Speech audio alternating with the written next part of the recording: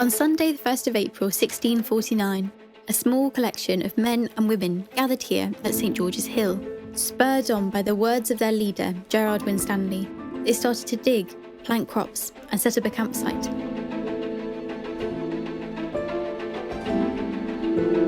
It may not seem especially shocking or revolutionary, but the simple act of digging up the land had far-reaching consequences. The land being dug was common land, which belonged to the lord of the manor. Although tenants were permitted to use it for activities such as pasturing cattle or fishing, their access was tightly controlled and subject to the whims of the local lords.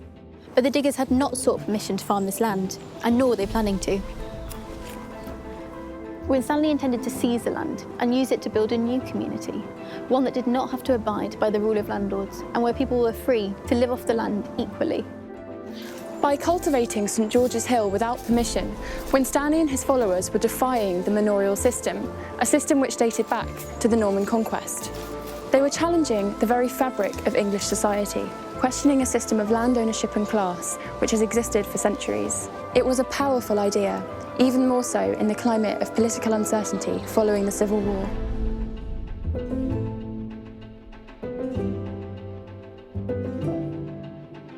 The diggers actively sought to spread their message, publishing their famous manifesto, The True Levellers Standard Advanced, while still at St George's Hill. Their efforts paid off, and this small community, tucked away in a quiet corner of Surrey, soon became one of the most prominent news stories of their day. The movement caught the attention of John Bradshaw, president of the council that governed England. While he didn't believe the diggers at St George's Hill posed a threat themselves, he was concerned that the example they set could spur on others, further destabilising politics and society.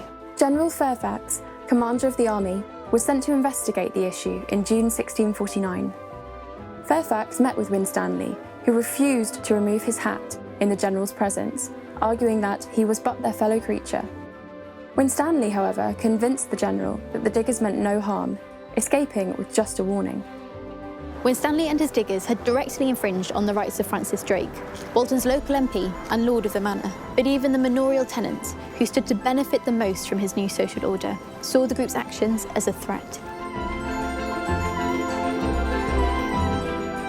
The diggers were disrupting traditionally permitted practices such as grazing livestock on the common land, and they feared that if the commune continued to grow, it would encroach on other sections of manorial land that the tenants held in return for their services to the lord. When it became clear that the government and the army were not going to intervene, Drake took matters into his own hands, gathering hostile villagers into gangs and organising a series of violent raids on the diggers' encampment.